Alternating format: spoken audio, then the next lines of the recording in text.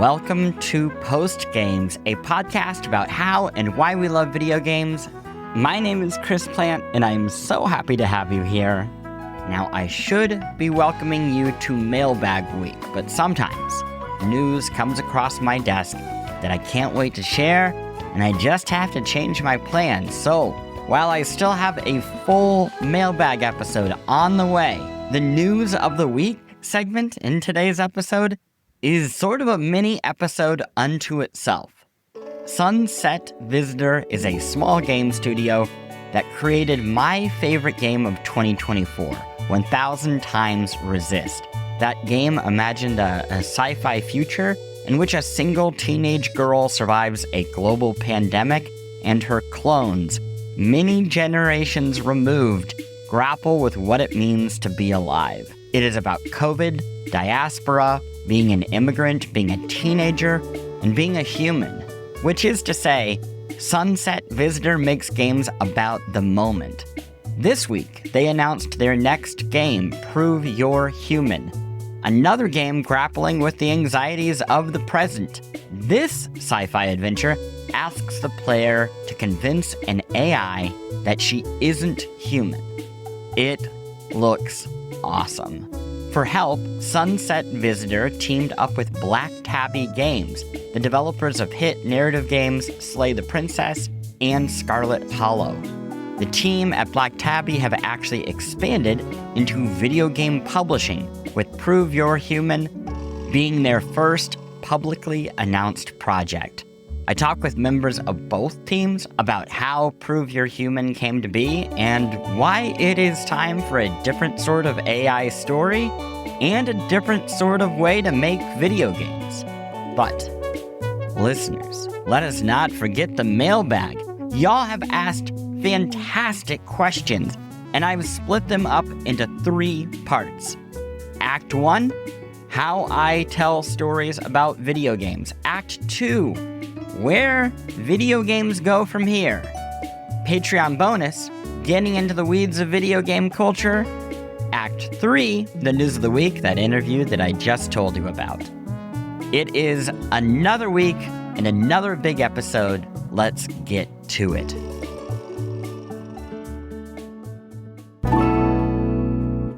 As a video game journalist who has been doxxed, I am constantly preaching the message of maintaining personal digital hygiene. Every person, not just journalists, should be aware of how much their personal information, phone numbers, addresses, health information, and so much more is available on the internet, and that those private details are being sold without your consent by data brokers and can be used for scams, for harassment, and plenty of other illegal activities. The problem is so big and so widespread that you could lose entire days trying to find who has your info, requesting that they remove it, and keeping these bad parties accountable. That is why I recommend Incogni. The moment you subscribe and you authorize removal, Incogni begins searching data brokers, online directories, people databases, and commercial databases. You get to watch it all happen in real time on your dashboard. When I signed up, over 200 removal requests were sent instantly. Within 30 minutes, 60 requests have been completed. That's not just a number. I could literally see the list of data brokers that had been contacted and begun the data removal process. Because trust is good, but when it comes to safety, I want to see some results. And I do. After leaving a big publisher, I needed to find the right personal data removal service. Incogni is exactly what I was looking for and has already brought me tremendous peace of mind. To get an exclusive 60% off an annual Incogni plan, go to incogni.com/postgames. That's all one word. Or click the link in the episode description box or the link in the show notes in the newsletter at post.games. Again, 60% off an annual Incogni plan at incogni.com/postgames. In this time of year, it always makes me rethink what's in my closet. I'm trying to keep fewer things but better ones, pieces that are well made and easy to wear all the time, and that is why I keep coming back to Quince. The fabrics feel elevated, the fits are thoughtful, and the pricing actually makes sense. Quince makes high-quality, everyday essentials using premium materials like 100% European linen and their ridiculously soft flow-knit activewear fabric. Their men's linen pants and shirts are lightweight, breathable, and comfortable, basically the perfect layer for spring. And the pants, they strike the right balance between laid-back and refined, so you look put together without trying too hard. The very best part is that their prices are 50 to 60% less than similar brands. How do they do it? Quince works directly with ethical factories and cuts out the middlemen, so you're paying for quality, not brand markup. Everything is designed to last and make getting dressed easy. And let me tell you, I am enjoying it. The European linen relaxed short sleeve shirt, that is my thing. I love being able to put something on for a nice evening out if I'm going to dinner or the movies with my wife. Listen, I'm a gamer. I'm not used to trying to impress people, and it's nice to look nice. And it's even nicer to do it and not feel like I'm spending all of my money. If you are looking to do that too, you can refresh your wardrobe with Quince. Go to quince.com/postgames for free shipping and 365-day returns. Quince.com/postgames.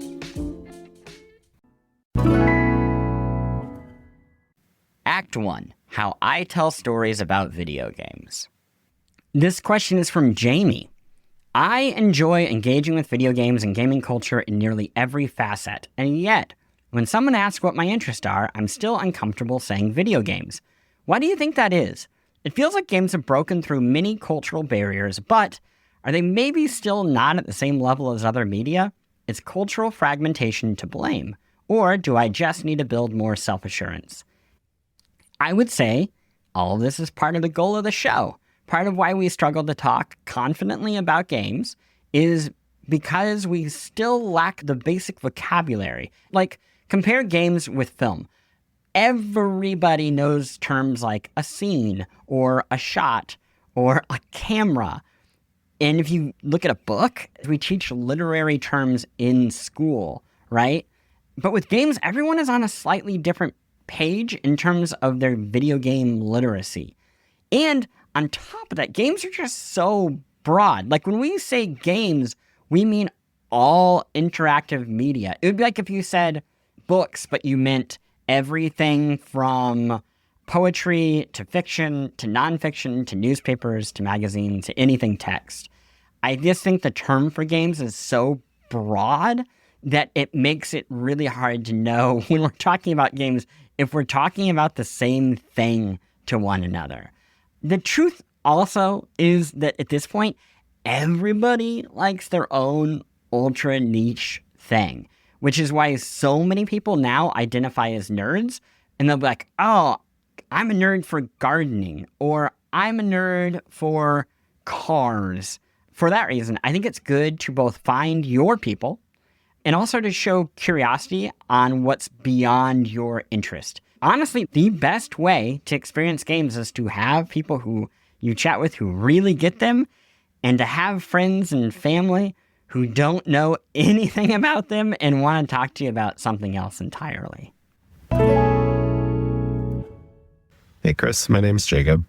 I just listened to the Rusty's episode where you talked about Relooted, and it made me wonder, because you interviewed them and we're having a great time. And I would just think that if I interviewed somebody and had a really great time, it would make it really difficult for me to talk about the things I sincerely actually didn't like about their game, or like shortcomings. I'm sure as a journalist, and I'm sure in past jobs and things like that, like sometimes you got to do that. And sometimes that's a thing that I guess I just wonder at this stage of your career, is any more or less hard? Is it a thing that you try to be conscious of? Maybe I'm just a softie that can't hurt anybody's feelings, but I would be curious to hear where you're at on that. Honestly, I have a bit of a cheat for an answer. There is an abundance of games, and this more or less solves the problem for me because I have the freedom to choose things that interest me and that I think are, if not good, at the very least compelling. For post games, my goal, I say it in the intro each week, it is to explore how and why we love video games, and how and why might seem kind of like cast aside, but there is specificity there. I chose them for a reason. How is the exterior? It directs us to understand how things work, how they come together, how they fit into the world. Why, for me, is an interior question. Why do we play games? Why do artists make them?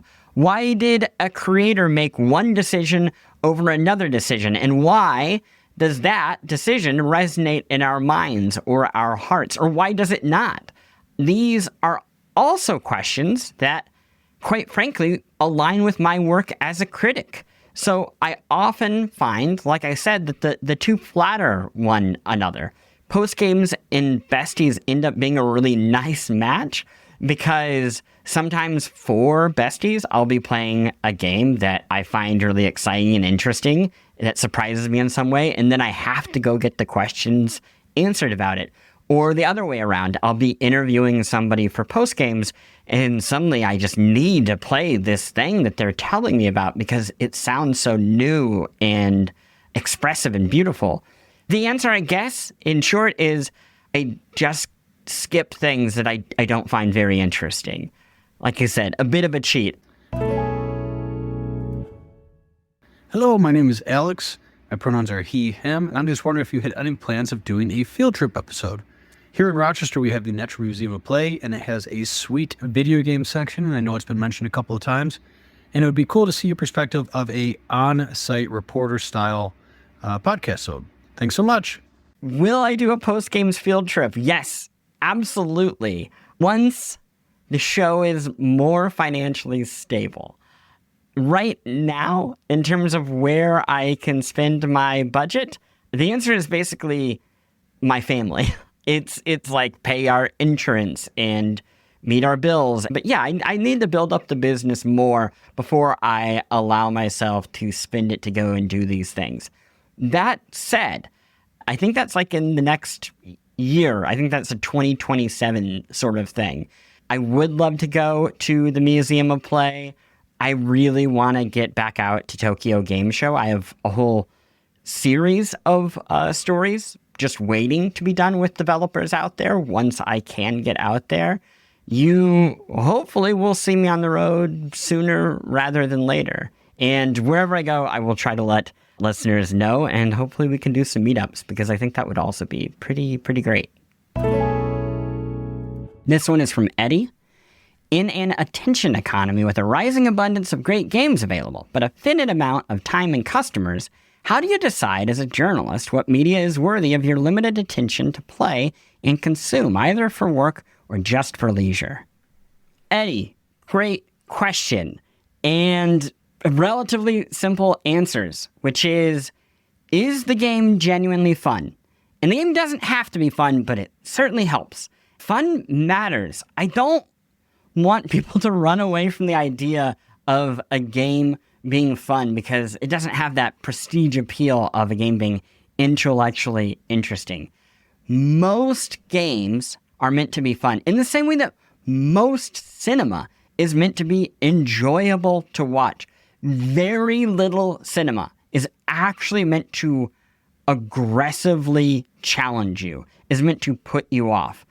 Even like heavy dramas are meant to be structurally engaging. They're meant to latch into our brains in a way that is appealing. So that is something I think about. Is the game fun? Is it providing me some sense of joy? And will I take something away from my time with it? And that could be that I just feel a little bit lighter after a hard day. It could be that it got me to think about something that I hadn't thought about before. It could help me process something that I'm in the middle of. Which also gets to the question of, will it move me? And that's really broad, but that's my favorite thing that a game can offer, where after I play it, I feel different. I feel like I need to rush to tell everyone about how it changed the very way that I see the world. Even if only a little bit, a tiny change of how you see the world feels profound.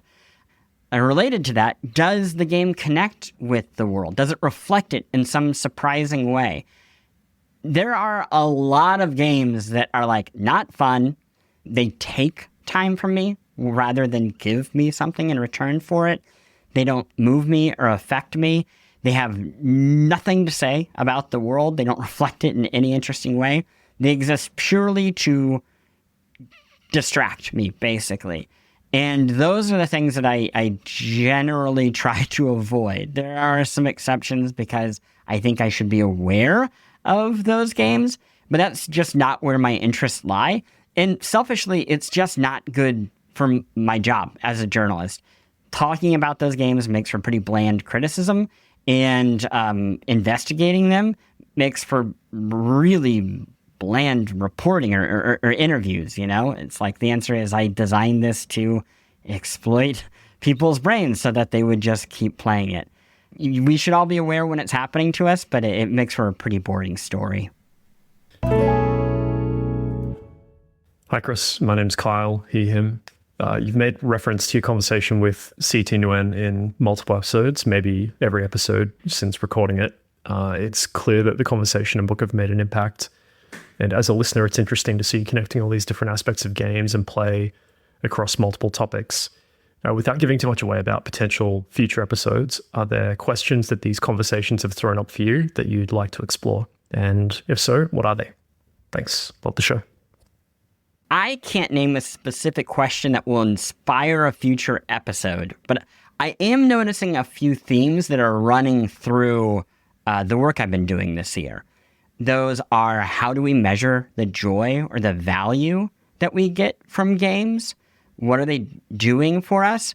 And I think it can be a trap to think that a game's importance is like, oh, it really was intellectually valuable. There's valuable in just play, which, you know, we mentioned CT Nguyen.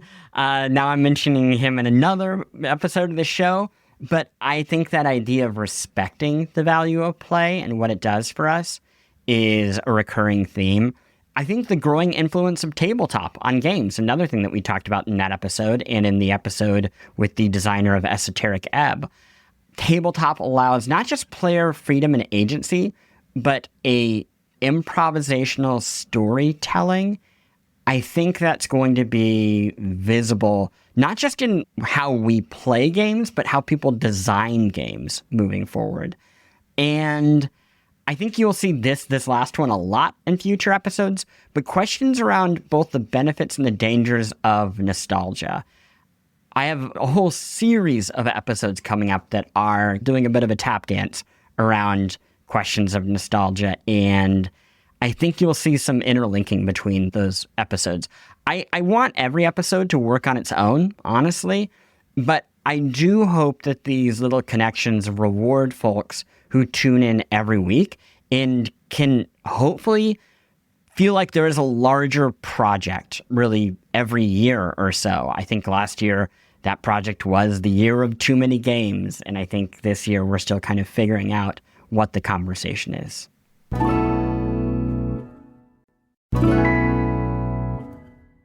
Act 2. Where video games go from here. Next up, I actually am jamming two questions together, so let's get to both of them. Hi, Chris. My name is Ian, and first off, thanks for making postgames. It really scratches the niche for these deeper dives into topics that I care about. So I wanted to get your thoughts on something I've been reflecting on. For the first time in decades, the game companies don't have a guaranteed money-making trend to chase. MMOs and free-to-play are risky, games as a service feels like it's on life support, and anything AAA takes at least 6+ years and $250 million to produce. Now, at the same time, we're getting an overabundance of these great smaller projects that explore some really cool ideas and feel completely unique. And I personally would take these over a new Call of Duty any day. But I also know these smaller games rarely grow the bottom line for corporations or get people to invest in new hardware. It makes me wonder, will these games be enough to sustain the industry, or will we have to find the next big thing to make $1 bajillion to keep this train a-rolling? Thanks again. Hey, Chris, this is Noah Arroyo, fellow journalist and huge fan of the show. My question has to do with the future of the video games industry in general.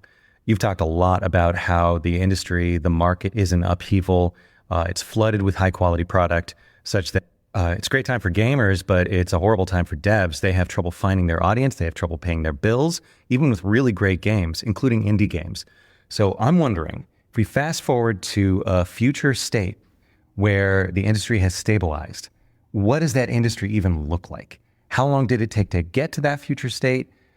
What happened along the way? And if you see a few different potential futures, then what could nudge us toward one versus the other? I'm wondering especially if you see the Steam machine or the MacBook Neo playing special roles in getting us to one of those future states. Say, for instance, where we're all Linux gamers, or maybe we're all retro gamers. Thanks very much. Why are these two questions tied together? Let's talk about the first question. All of this going on in the games industry, is it sustainable? And will we have to find the next big thing? No, it's not sustainable. And no, I don't think we need to find the next big thing. I believe that we are entering a new normal for what constitutes the video game industry.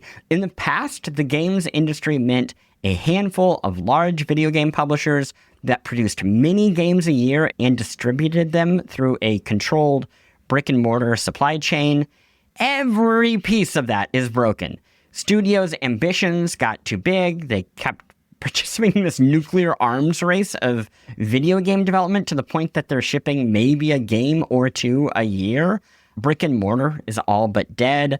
And distribution is available to nearly everyone online, which is great because everybody can participate, but it also means this kind of monopoly not just of games, but of our minds, of our collective interest, that's just gone.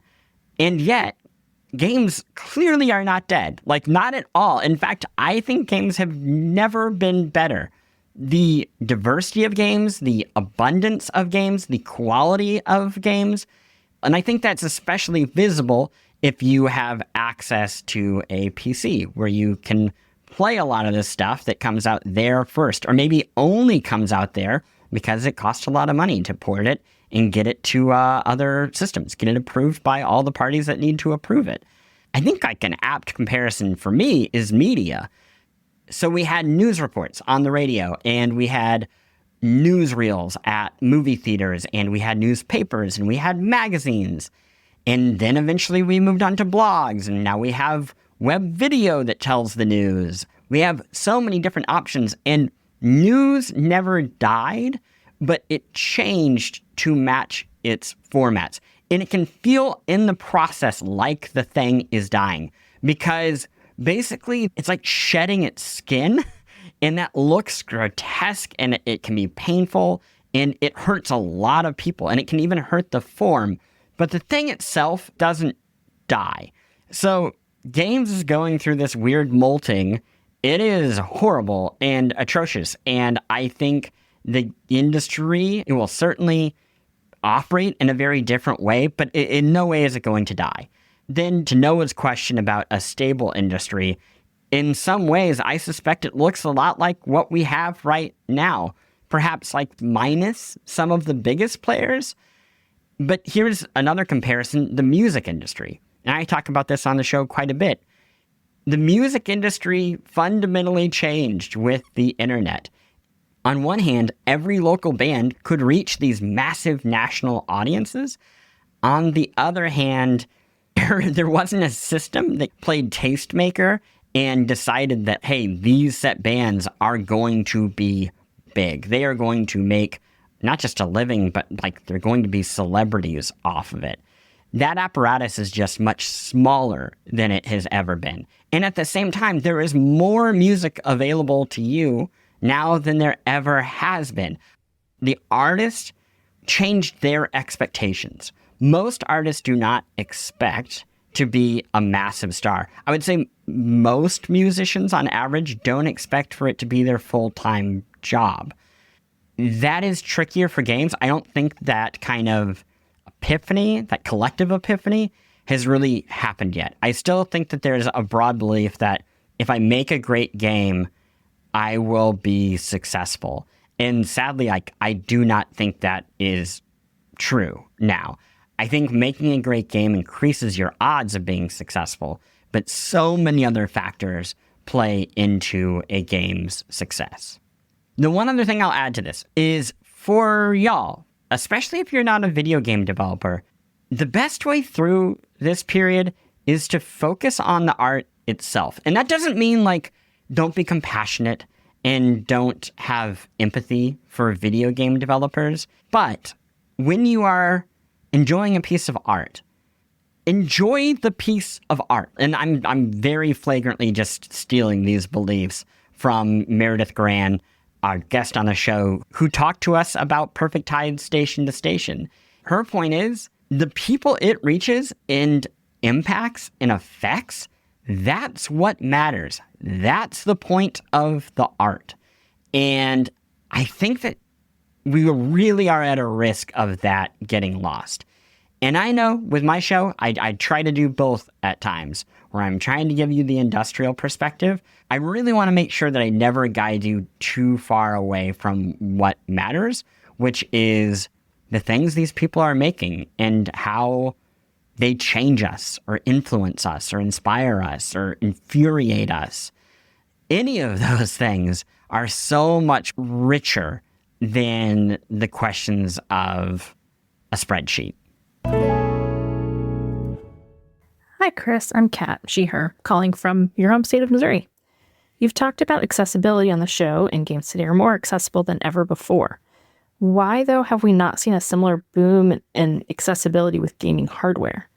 Controllers all kind of look the same. I've never seen devices that assist with mobility or any other gaming limitations, except maybe in sci-fi novels. Accessibility built into games is important, it makes sense, but it also puts the onus exclusively on game designers to understand accessibility and implement it. What would external accessibility devices look like, and what would it take for them to be developed and sold on a large scale? Thanks so much. Love the show.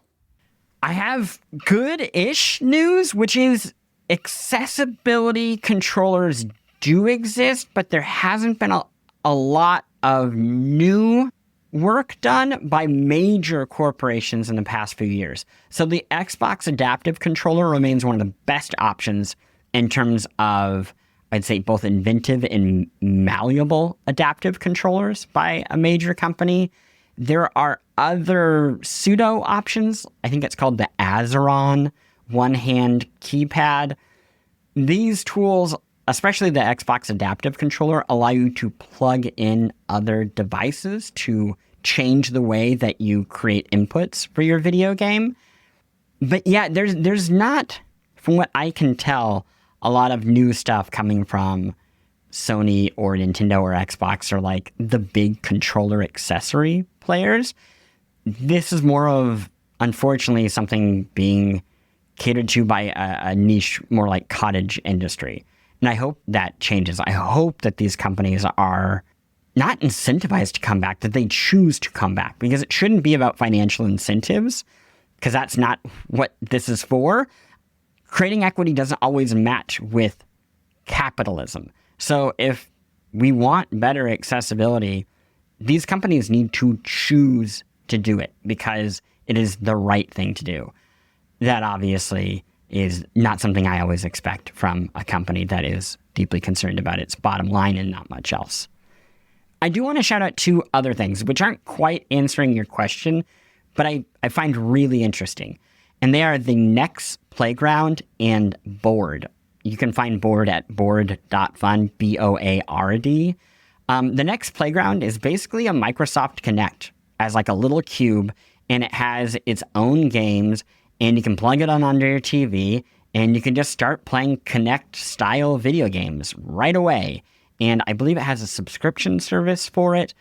It's really interesting in how it does what the Kinect set out to do. It strips away all the expectations of how to play a video game with a traditional controller.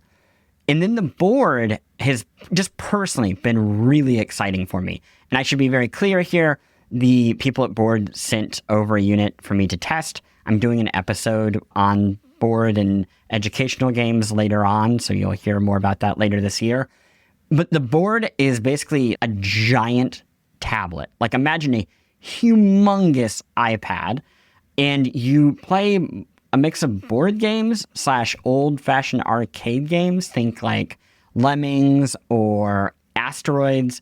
And you control the board by putting actual tactile tabletop board game pieces onto the screen. And those pieces can be like a little ship for Asteroids. They can be blocks, like 3-dimensional blocks. In the Lemmings game, the Lemmings will like climb up them. So it's use them to build the world that the Lemmings navigate. And for me, in accessibility, this one has hit home because my son is neurodivergent, as I've talked about on the show before.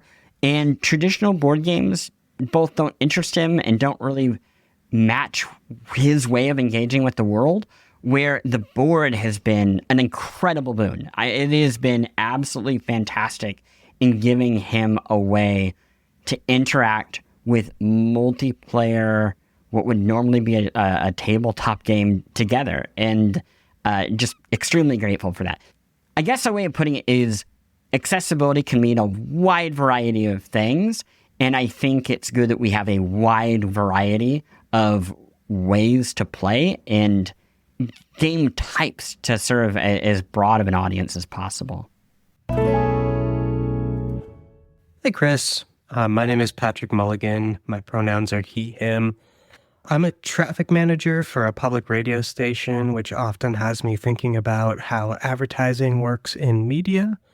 And I was just wondering, how do you think product placement works in video games? I know it's a pretty big industry in movies, and I'm often, looking for the moment when a car pulls up and, it's obviously a product placement for BMW or Mercedes. I'm just curious, how do you think that works in the larger scheme of video games?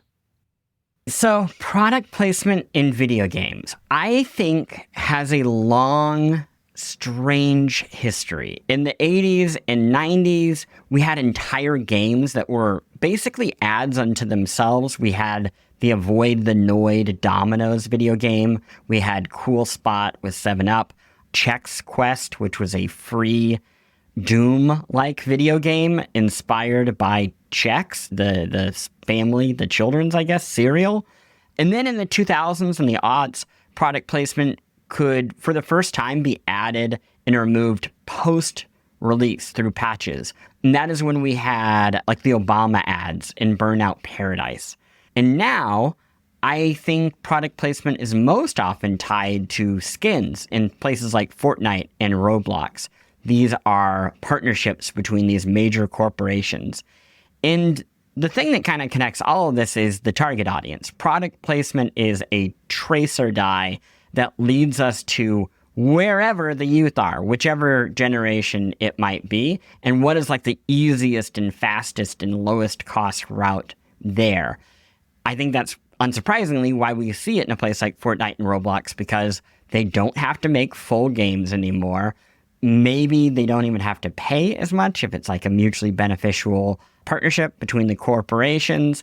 And these places just have massive audiences of young people. It is where they are gathering. So I think that's like what is going on right now. Obviously, there are some exceptions. Resident Evil Requiem, as you kind of hinted at, had some high-end car product placement. But the thing that kind of runs beneath all of this and has been pretty consistent since the early days is product placement for weapons and their manufacturers and their designs. But I'll be very real with you. That is like a whole episode that we will need to do sometime else, where we get into just how much video games have normalized our understanding of exceptionally deadly weapons, of military weapons. I can spiral on this forever. I'll save it for another episode. But I hope that generally answered your question. This one is from Snorehorse. It feels like the games industry is in a pretty dire place, but what releases or developments or ideas make you most excited about where games are going as a medium or as an art form? Who is making work that feels like it could only exist now in games? Thank you for the great question. This is like a really trite answer. I apologize in advance. But everything that has been on the show is what thrills me or excites me or like I need to know about. I have never felt more in love with the medium of video games than I have this past year. And that is because I am talking to all of these people who I feel pushing against the boundary of what a game, like, quote, should be. And that can be Danielle Brathwaite-Shirley putting games into art museums that challenge people and hope to make their lives better. I think this is Sichi Nguyen with ideas about play and how we bring play back into our lives and maybe remove some of those gamification or just techno structures. I think the games themselves, like just in a very basic sense, are cool and like fun. I think Perfect Tide Station to Station and memoir games are really intellectually exciting.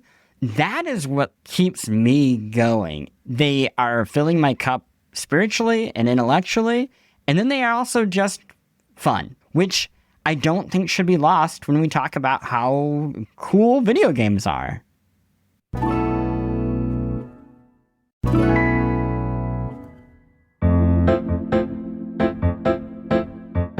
Patreon bonus, getting into the weeds of video game culture. Here is where we split. You know how this goes. Patreon supporters, I answer more questions that allow me to get into the weeds of things.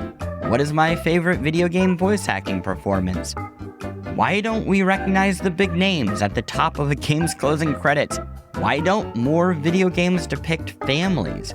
And should anybody aspire to be a video game journalist in the year 2026? I will also remind Patreon supporters right here that if you haven't listened already, you'll find in your podcast feed a new bonus episode on the history of LA Noire with special guest Tim Rogers. It is so good. For everybody else, no worries. We still have so much more show, as you already know. For the news of the week, I'm talking with the creators of 1000 Times Resist and Slay the Princess about their incredibly promising new game. So, let's split.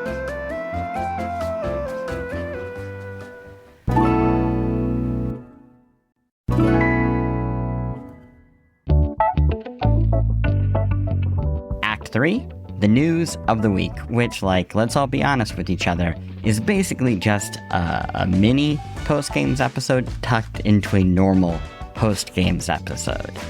So with that in mind, today's guests on Post Games are Remy Sue, creative director at Sunset Visitor, and Tony Howard-Arias and Abby Howard, co-founders of Black Tabby Games and Black Tabby Publishing. Remy and his team at Sunset Visitor created the Peabody-winning sci-fi game 1000 Times Resist. Their new project, Prove You're Human, blends everything from full-motion video to CAPTCHA tests to explore what it means to be alive in the real world and inside of our computer screens. Tony and Abby have had an unusual path from video game developer to publisher, thanks in no small part to the tremendous and surprising success of Slay the Princess. That game has allowed them to finish their first and hugely ambitious episodic narrative horror-ish game, Scarlet Hollow. And both of those games have provided Black Tabby the necessary financial stability to publish games outside of the studio, supporting projects from a written pitch to release and hopefully beyond. We talk about both Prove You're Human and its quite unusual path to existence. To give you a taste of the vibe of the game, I'm going to actually play the audio of the very short teaser trailer, and then I'm going to let my guest introduce themselves, because it's 3 people speaking along with me, and I want you to know who's saying what. Let's go. I have dreamt so long of my body that I know everything about it. I have dreamt it into existence. They say you think you're human. I am human.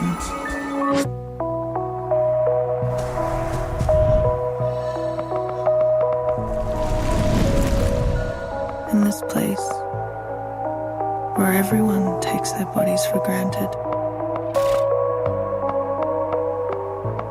I would never.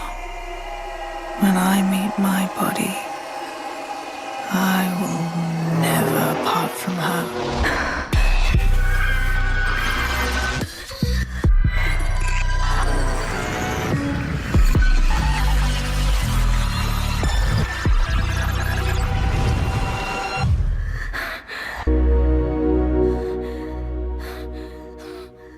Remy, Sue, he, him. Tony, Howard-Arias, he, him. Abby Howard, she, her.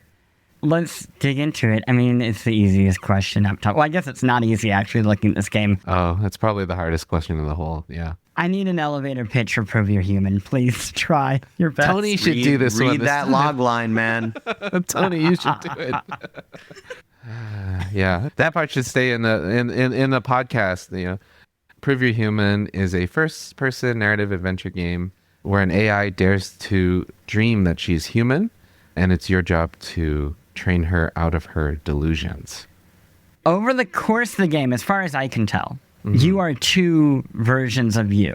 There is a you that is like in the computer in some way or engaging directly with the machine.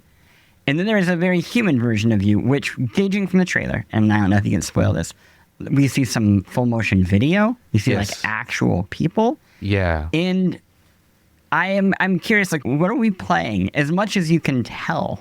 The player plays as the virtual self, which is a scanned digital consciousness. And the full motion video represents the real, what we call the corporeal other, but is your body in meat space. And so in the game, there's a very clear delineation between what is the virtual world and how it's depicted, which is in real-time 3D graphics. It's a weird thing to say. But then also your meat body being depicted, as you say, full motion video or filmed a real-life action. It's a bit of an exploration of what happens when you are the version of you that is tasked with being basically not human anymore.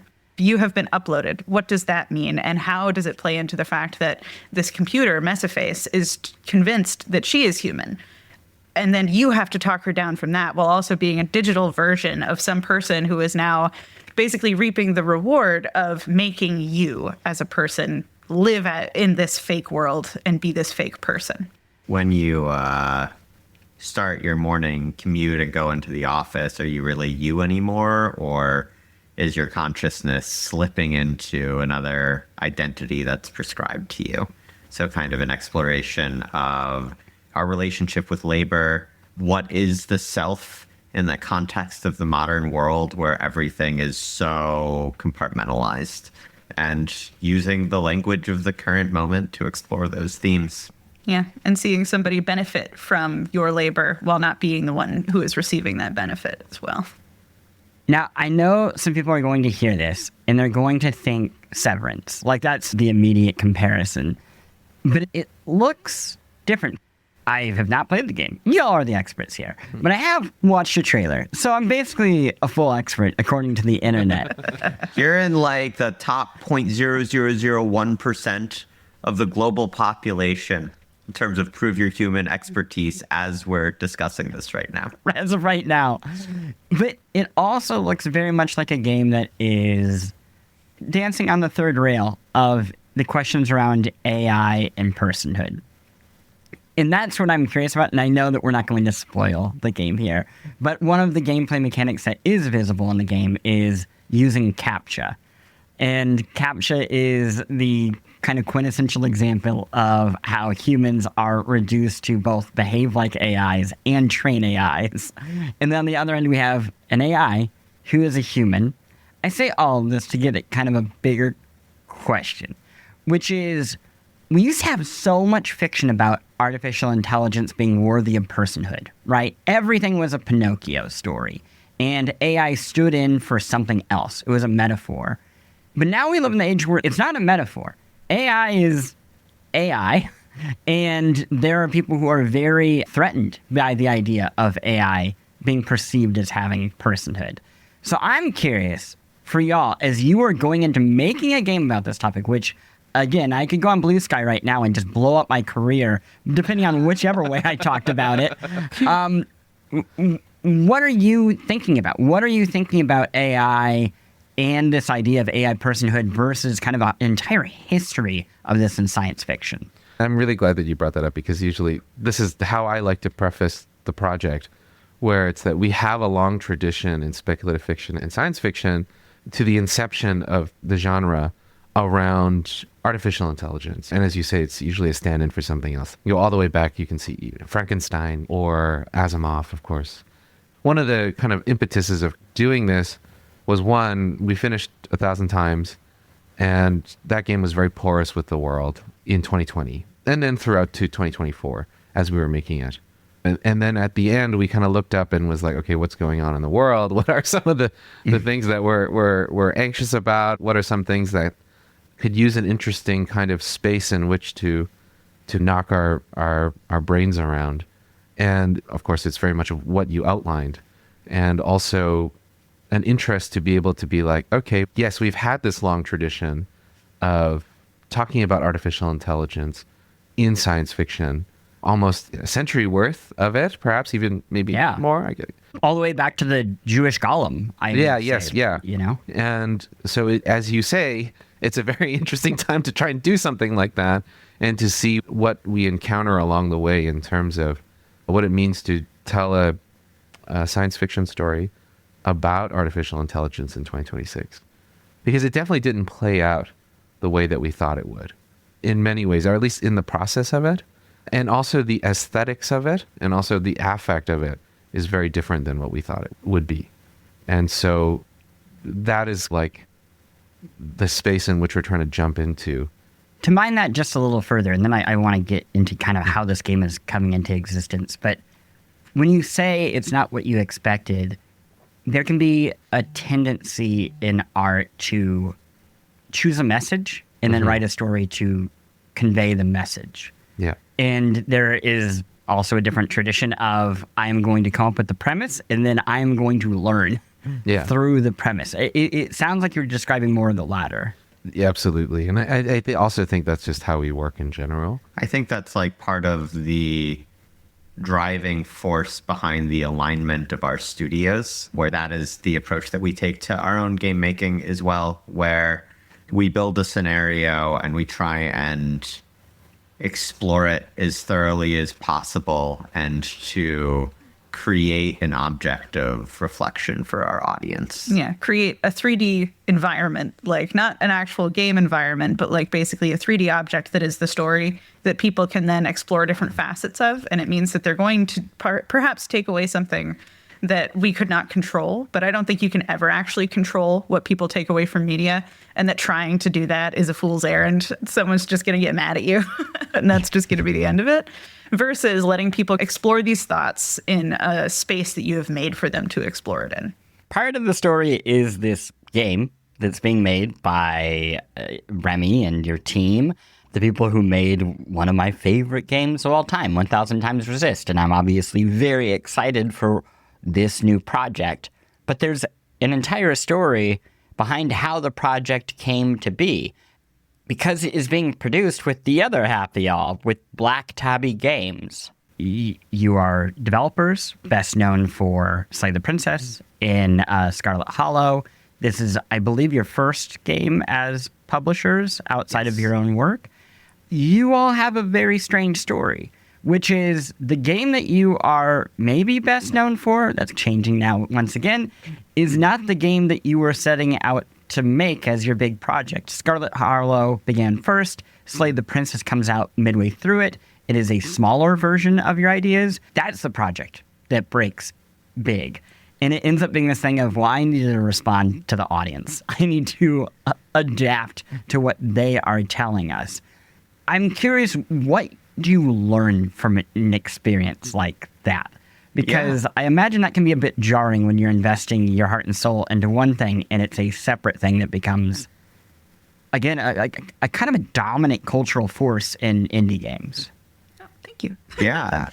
It's hard for us to have that kind of perspective for one thing. Like, I think it's very important to take like a step back before that and talk about the way Slay the Princess came into existence as an ongoing learning process from creating Scarlet Hollow. I think something that's interesting about Scarlet Hollow and that pushes it in the direction that it's going is that I don't think we quite understood the extent of the ambition we started the project with. And it put us in a spot where it was very hard to sell the game. Like, it's an early access episodic horror visual novel whose main marketing hook is your choices matter. Trust us. We're not really like do it other this girls. time. We're really doing it, which is just like, no, you can only believe that through word of mouth, right? Yeah. So we reached a point where it was clear that finishing Scarlet Hollow as like our singular project was unsustainable. I'd And say it takes us about 6 to 9 months to finish 9 a given months episode. to do an episode. And like, we were 2 years into development and had sold 9,000 copies, and that's rough, and it gets rougher over time. But I think when you're in a position like that, you either keep moving in the same direction and see if you can just force your way forward, or you take a step back. You look at like how people are engaging with the work. You look at what's working, what's not, and you adjust, right? So much of Slay the Princess came from the understanding that games as an art form are about communication with an audience that's external to yourself and one that you'll almost never see face to face. And part of communication is getting someone to start listening to you to begin with. So like Slay the Princess's conception started with, okay, like it's really hard to hit people with a hook for Scarlet Hollow immediately, but they love it once they start playing it. How do we make a game that starts from a premise that people connect with immediately, and then we go back to working the same magic once they're through the door and get them to love it, and then ideally move them on to the next project. So we bring this into the publishing as well. Yeah. Of starting early from a pitch that is like very simple, because we accepted Prove You're Human based on a paper pitch versus a demo or a vertical slice. Yeah. Just trusting it from the get-go and being like, this is a strong idea.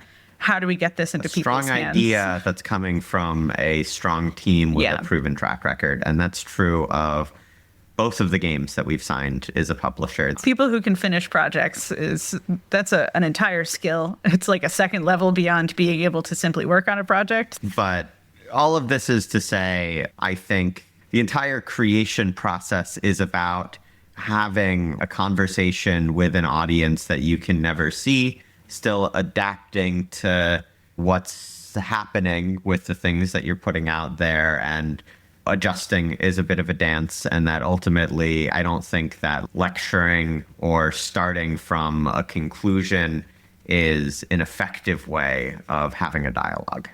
Yeah. I want to come back to the publishing in just a second. But before that, For sure. Remy, for you with 1,000 Times Resist, from what I can tell on the outside, it's always hard because you can't see numbers, but 1,000 Times Resist success was gradual. Like it was a building success. What did you learn from that first year or plus of its life, both about how games grow or don't grow, and also how your own sanity reacts to that process? There was a lot of surprise for us. Usually you work on something in the performing arts, you put it out there, you perform it, you don't really see the audience, because you're like, you can't really see them. Then that's it. It's usually, that's like the arc of it. But to have that unfold over a year with 1,000 times, it was like, oh my God, this is strange and unusual for us. And also learning that it's strange and unusual for games. And it was, I think we were just improvising as we were going when it came to, how that was developing. We knew going into releasing 1,000 times that it was already a very difficult game to describe. And we were only hoping that when people played it, much like, Tony was talking about Scarlet Hollow, that they would discover what it was really about and why we were interested in making it. So I think seeing that happen real time was also pretty amazing. What I learned, I still think I'm in the process of unpacking what I learned, but in development of the second game already, it's like you don't feel like sometimes you can enumerate what you've learned, but then in, say, the office when we're developing, it's like, oh, we have this, all of a sudden we shouldn't do this, or we should do this because XYZ of experience. So that's an interesting experience to have. Oh, we do remember things and we're trying to learn from them. I want to talk with y'all about the publishing side now of like you two working together as groups, because it's unusual. It's maybe a little less unusual than it used to be, but there are so many publishers in the indie space. And here you are as a video game studio turned publisher. What are you offering with Black Tabby? What do you feel like you specialize in that the others don't?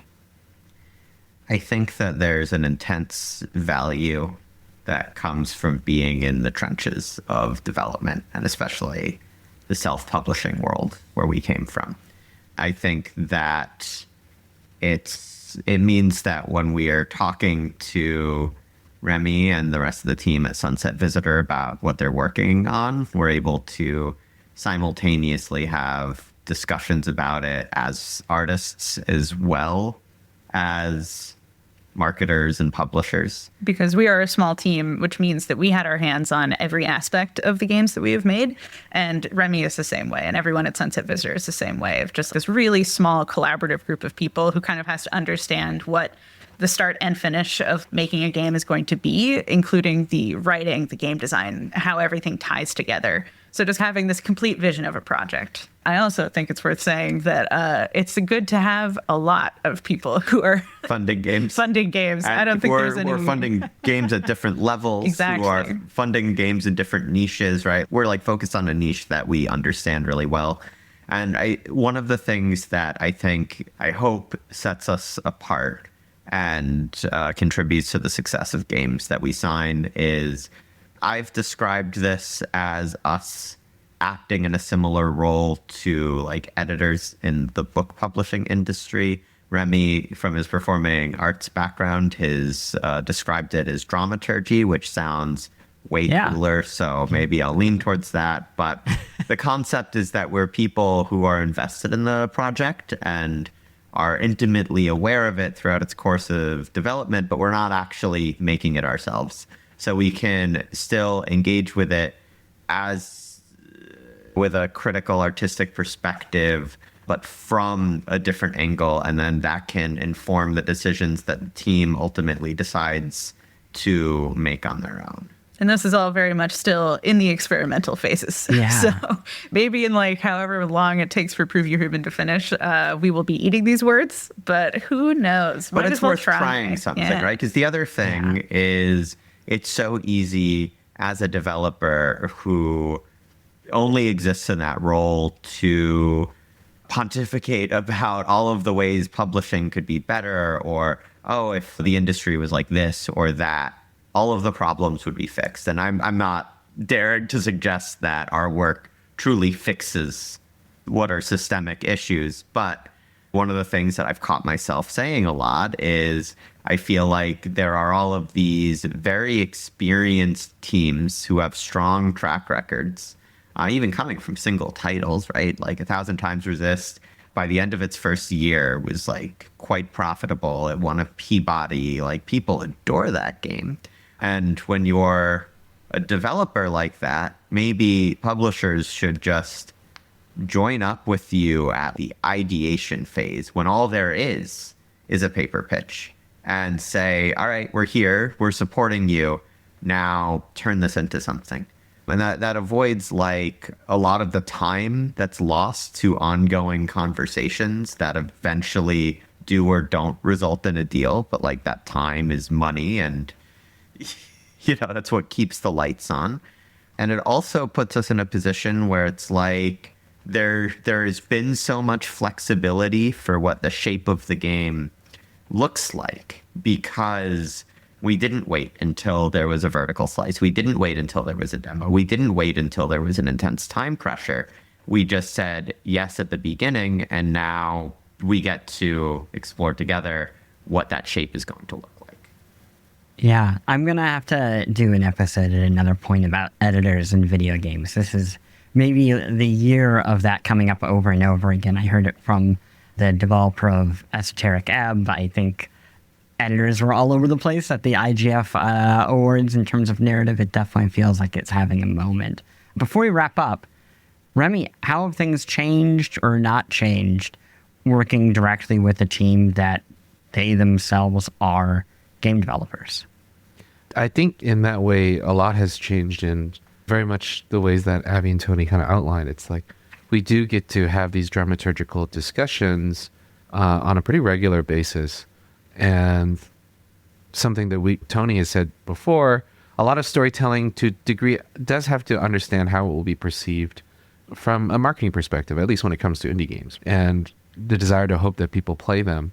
And so it's been really interesting to have that kind of outside perspective this early on and moving through the game, because I think it has helped. And I'm going to point at Natalie here. Natalie's in the writer's room. And so Natalie can attest to, we bring these up in the writer's room. Like, we bring these concerns up, or we bring up the things or ideas that have come up, and we start to ideate around them as well. It's always, I guess, again, coming from that devised background, we always like to have everything in the room as early as possible so that we get to play with them as it gets made. And in the theater context, it used to be that like light, at least for ourselves, and sound would come afterwards. And then much of my time in the theater was like, okay, let's bring that into the room as early as possible, have that become part of the ideation process. And I think it's interesting that what's happening now is that the publishing process and the marketing process and all of that is coming in so early that it gets to be played with in that way, in a kind of creative way as well. Thank all of you for doing this. It was really great to chat. And where should people go to follow the games for now? Sunset Visitor has a Discord server. Prove You're Human is going to live on the Sunset Visitor server. You can follow us on Blue Sky. Remy's going to be upset if I don't say wishlist Prove You're Human on Steam. And also, I should be upset at myself if I don't say that. And I don't know, I think social media is all over the place. I think we'll have a subreddit. Newsletters. Tumblr. Sure, we have. Blue Sky. Yeah. Tumblr. Anybody go there? Blue Sky. Yeah. Pick your poison. Find us. Find we'll us be online. there. We'll be there waiting for your arrival.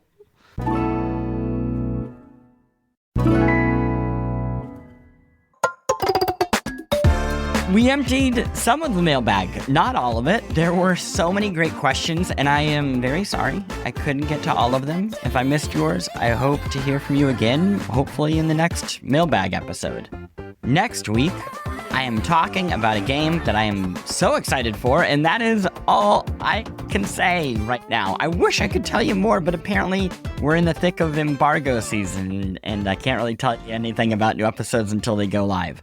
Until then, a reminder, post-game supporters get the show and the newsletter early on Fridays at 5 p.m. Eastern, usually much earlier than that. They get extra acts and bonus materials. This week, Patreon listeners got a humongous extra mailbag section. There is also the recent episode of Past Games, in which special guest Tim Rogers joined me to share and explore the history of LA Noire, which is celebrating its 15th anniversary. Plus, on top of all of that stuff, no ads on anything. Subscribe to the Patreon for just $5 at patreon.com/postgames. Subscribe to the newsletter for free and get full show notes at post.games. Postgames logo by James Bareham. Theme by Mark Sparling. All interviews and postgames are edited for concision and clarity. And a special thank you to this week's guests. And thank you to everyone who sent in questions.